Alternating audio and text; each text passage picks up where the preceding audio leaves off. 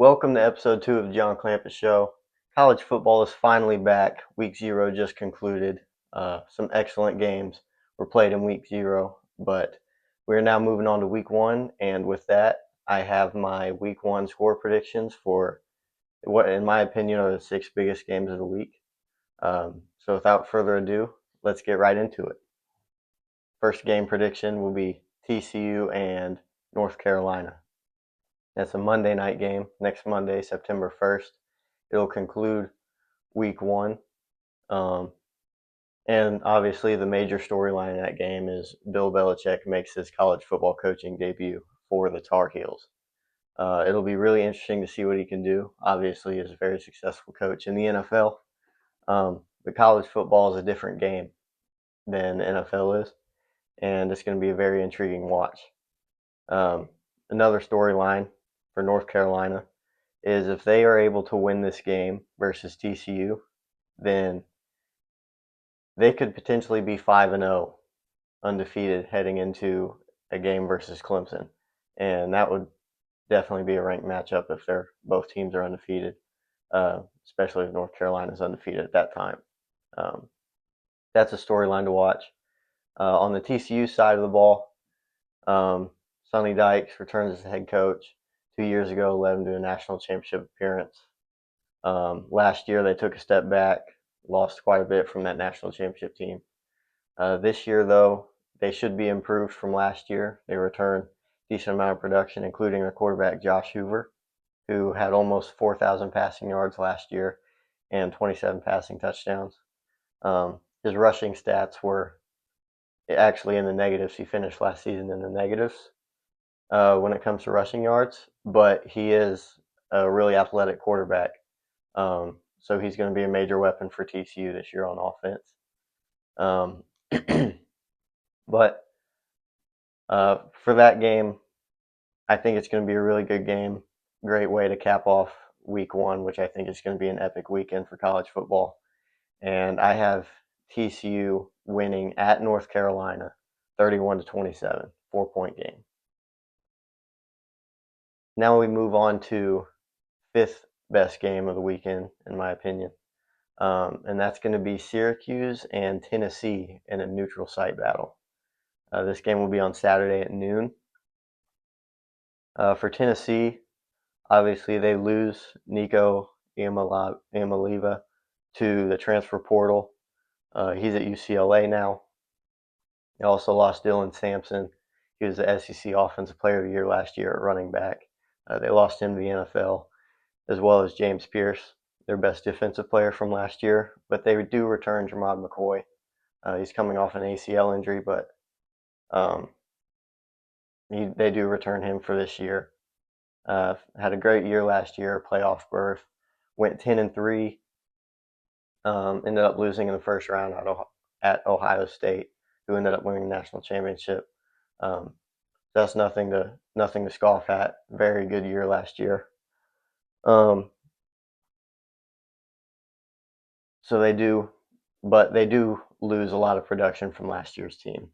Still a very talented roster, but very unproven. They brought in Joey Aguilar, the UCLA transfer. He was at App State before UCLA, where he had some very successful seasons. And Josh Heupel returns as the coach. He's a really good offensive coach. So Tennessee should be pretty good again this year, but they might take a step back. I don't think they'll make the playoffs, but they'll still be a really good team this year. On the Syracuse side of the ball, they do lose Trevor Pena and Kyle McCord. McCord to the NFL, Pena to the transfer portal. He's now at Penn State. He was their leading receiver last year. But Fran Brown had a great first year as head coach when they went 10-3 last year as well. They brought in Steve Angeli, the Notre Dame transfer, and he won the starting quarterback job, beat out LSU transfer Ricky Collins. And I think Syracuse is going to have another solid team this year. They ended up winning Holiday Bowl last year, beat Miami at the end of the year to get to those 10 wins. But for my prediction, I think it'll be a close game, and it's a neutral site game, so there's not really going to be home field advantage, except for maybe Tennessee might be favored slightly because it's closer to their place in Mercedes-Benz Stadium in Georgia. But I think it's going to be a close game. But overall, I think Tennessee's roster might just be a little too much, too talented for Syracuse. And I have Tennessee winning that game 30-24. Moving on to Alabama and Florida State. That's the next game. Obviously, Florida State 2 years ago went undefeated. Controversially, did not make the playoffs, even though they went undefeated, won the ACC championship. And then last year took a huge step back and went 2-10. So 13-0 to 2-10. That's pretty drastic step back. But they did bring in some really good transfers. They have a revamped, pretty talented roster. Brought in Roydell Williams from Alabama actually as a running back, and then Gavin Sawchek was also a running back at Oklahoma. They brought him in. Deuce Robinson, a receiver. Squirrel White, another receiver from Deuce is from USC, and Squirrel White is from Tennessee. Brought them in. And then Thomas Castellanos, the quarterback from Boston College, really athletic quarterback, and they brought him in from Boston College. And then obviously Gus Malzahn is the new offensive coordinator there. And when he was the head coach at Auburn, he had some success versus Alabama, running that offense that he runs. One of the few schools during Nick Saban's time in Alabama, Gus Malzahn was actually able to beat him a few times. One of the few teams or a few coaches that could say that. On the Alabama side of the ball, they lose Jalen Milroe at quarterback, lose Justice Haynes to transfer portal, the running back. But they return a lot on defense, they had a really good defense last year. And Ty Simpson, who's been waiting behind Jalen Milroe, he's been at Alabama for 2 or 3 years now already, so he knows the system. And Kalen DeBoer is the head coach. He's a great offensive head coach. He knows what he's doing.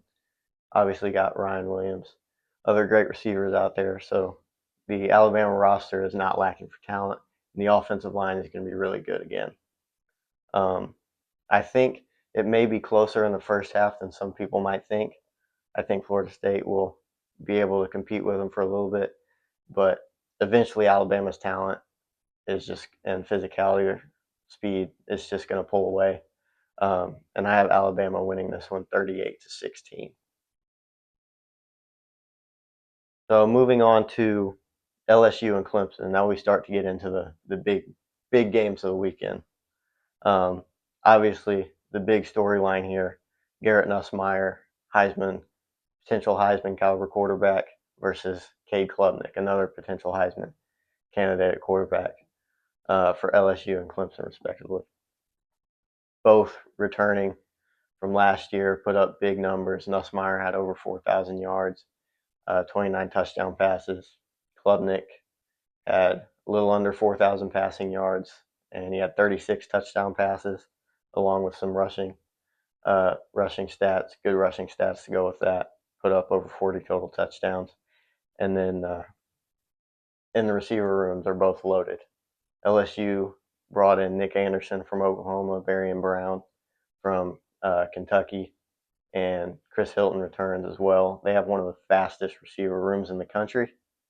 I don't think any of their starting receivers out there in Baton Rouge run slower than a 4.4 40-yard dash time, that's moving. LSU's receiver room is really stinking fast. And then Clemson's receiver room also is loaded. Bryant Wesco, TJ Moore, and company. They have a loaded receiver room as well. And then obviously you have the Death Valley versus Death Valley storyline. Which one's the real Death Valley? Well, this one's being played at Clemson. If they win, they're going to claim Death Valley as theirs. They're the real one. And obviously LSU, if they win, they're going to call Clemson phonies and say LSU is the real Death Valley. So it should be a really fun game, really fun matchup.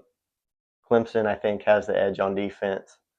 LSU struggled last year defensively, gave up a bunch of yards and points. They did bring in some transfers. They have the number one transfer class overall. Hopefully for them, they can revamp that defense and perform better than they did last year. However, I still think Clemson's defense is going to be better. I think Clemson's a more balanced team, and they have home field advantage. And I also like Dabo Swinney coaching, having a coaching advantage over Brian Kelly. So, with all that being said, I have Clemson winning at home in the first top 10 matchup we get to in this video. I have Clemson winning 33-24. And moving on to the Sunday night game, Notre Dame and Miami. Yes, I am a Notre Dame fan. You see the Notre Dame hat.